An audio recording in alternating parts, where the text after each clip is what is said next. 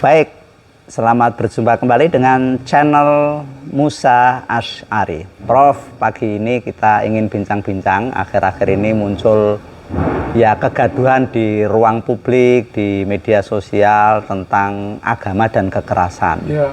Ini dipicu oleh statement salah satu tokoh populer di Indonesia bahwa baik di kalangan Muslim maupun Kristiani itu sama-sama mengandung ajaran tentang jihad.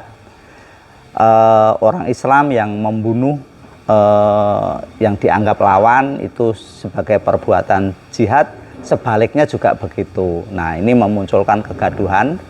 Nah, ini secara filosofi, secara ajaran tentang bagaimana hubungan antara agama dan kekerasan itu kira-kira seperti apa, Prof? Bagi saya, agama itu tidak mengajarkan kekerasan dan tidak menyuruh orang berbuat kekerasan. Pada prinsipnya itu. Dalam perkembangannya agama itu dipolitisasi. Jadi politisasi agama itu yang memunculkan tindakan-tindakan yang disering sebut dengan tindakan radikal atau tindakan kekerasan. Agama sendiri pada dasarnya tidak menyuruh orang untuk berbuat kekerasan. Agama itu kan untuk membangun kebersamaan, untuk menghargai satu sama lain dan menebarkan rahmat. Itu prinsip agama itu. Ketika agama itu berubah menjadi politik, nah politisasi agama yang memunculkan kekerasan, bukan agama itu sendiri. Agama sebenarnya menolak kekerasan. Bahkan membunuh satu orang itu dianggap membunuh semua orang. Jadi itu politisasi agama, bukan agama itu sendiri. Dan itu telah membelah kelompok-kelompok beragama dalam serpian yang mereka dipolitisasi dan melahirkan kekerasan agama. Tapi agama sendiri tidak.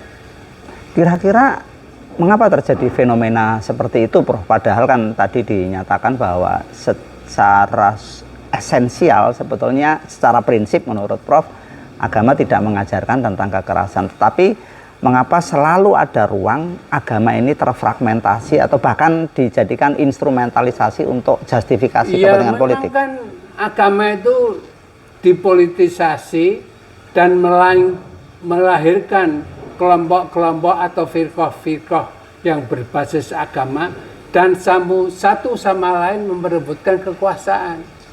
Jadi ini sebenarnya penyimpangan dari agama. Semua terjadi penyimpangan politik agama.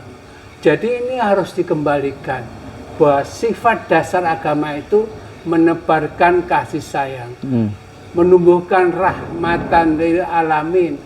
Bukan hanya untuk manusia, tapi seluruh alam semesta. Melahirkan rahmatan lil alamin. Jadi orang harus membedakan antara agama dan politik keagamaan. Politik keagamaan itu di mana-mana, dipolitisir. Jadi yang membuat kekerasan itu bukan agama, tapi politisasi agama.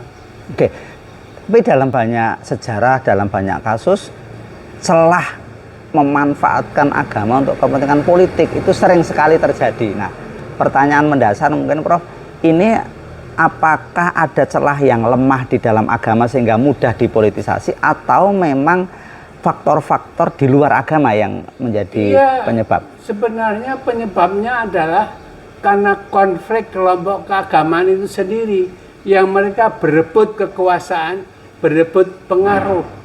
Jadi cara yang mudah dipakai adalah politisasi keagamaan. Ini yang menimbulkan kekerasan. Jadi ini harus dilawan oleh para agamawan supaya tidak terseret di dalam konflik kekerasan, politik kekerasan itu. Harus dibedakan. Oke, upaya untuk ke sana kira-kira ada upaya harus bagaimana dari kelompok agamawan supaya bisa memproteksi agama tidak dipolitisasi? Kira-kira mungkin apa ada model pendidikan agama atau paradigma cara pandang agama seperti apa supaya tidak mudah dipolitisasi? Ya, ini kan bersamaan dengan kedewasaan orang beragama. Dalam masyarakat yang tidak dewasa, sudah akan tentu terseret oleh konflik kepentingan politik. Jadi ini seharusnya diluruskan bahwa secara agama-agama itu bukan untuk mempolitisasi agama, tapi membangun kerjasama, membangun rahmatan lil alamin, di mana agama itu memberikan dorongan supaya kasih sayang, toleransi, rendah hati, saling menghargai, itu menjadi ciri khas dari ajaran agama itu sendiri. Nah, nilai itu Prof yang sekarang justru semakin terpinggirkan. Rahmatan lil alamin, kasih sayang, rendah hati, kelembutan, itu justru sekarang semakin terpinggir oleh tema-tema yang berbau politik. Nah, ini ada hal yang salah dalam proses sosialisasi atau pendidikan agama atau bagaimana? Ini karena agama diajarkan sebagai monopoli kebenaran. Jadi ini orang mengklaim bahwa akulah yang paling benar, sementara agama yang lain salah. Saling klaim itu kemudian dipolitisasi dan ini diperalat oleh kepentingan politik. Jadi ini harus dibebaskan.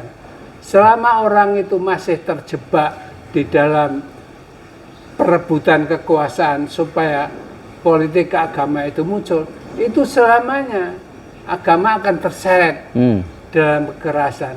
Dan itu mudah sekali dipolitisasi karena agama menyangkut soal keyakinan, soal sesuatu yang paling dalam, tidak menyentuh hanya soal nalar, tapi soal emosi. Jadi ini yang mudah dipolitisasi. Jadi orang beragama harus hati-hati. Bahwa tujuan agama itu jauh dari kekerasan. Kekerasan itu bukan misi agama. Itu misi politik keagamaan, bukan misi agama itu sendiri. Menarik tadi Prof yang katakan bahwa agama punya dimensi emosi dan nalar. Nah, politisasi agama sering sekali karena sering menarik dimensi emosi ini lebih dominan daripada nalar. Berarti hubungan antara nalar atau rasionalitas rasionalitas dengan agama sebetulnya nggak ada masalah ya, Prof? Nggak ada masalah. Oke. Yang ada masalah itu tadi perebutan kekuasaan dalam masyarakat beragama. Politisasi ini yang kemudian menyebar ke bidang-bidang yang lain seperti bidang ekonomi, bidang budaya. Semuanya diperebutkan menjadi kebenaran itu hanya milikku. Klaim kebenaran. Kebenaran ya. Agama itu seperti udara. Semua orang bisa bebas menghirup. Dia tidak bisa dikotak-kotak. Masa agama bisa dikotak-kotak? Masa udara bisa dikotak-kotak? Ini udaranya orang Muslim, ini udaranya orang Kristen. Ya gimana? Masa udara mau dikotak-kotak? Udara itu milik semua orang. Agama juga milik semua orang. Tapi hati-hati terhadap politisasi keagamaan. Karena masing-masing orang-orang beragama itu didorong untuk memperebutkan pengaruh keagamaannya sendiri-sendiri dengan mengatakan mereka yang paling benar. Masa Tuhan membagi umatnya hanya satu yang paling benar sementara orang lain salah? Saya kira ini persoalan yang lebih fundamental. Terus kalau Tuhan itu satu, masa Tuhan itu kemudian membuat kotak-kotak keagamaan sehingga kotak ini hanya agama yang paling aku sukai. Dasarnya apa? Baik, ini saya kira statement menarik. Agama itu udara dan udara tidak bisa dikotak-kotak, dan hubungan antara nalar dan agama sebetulnya nggak ada problem. Termasuk profesi Prof Musa adalah filsafat. Berarti hubungan antara filsafat dan agama sebetulnya nggak ada problem juga. Nggak ada problem. Ya. Bahkan agama membutuhkan filsafat dan filsafat juga membutuhkan agama. Karena filsafat yang tidak dilandasi oleh teologi, nah dia mau kemana? Ujung-ujungnya hidup kan mati.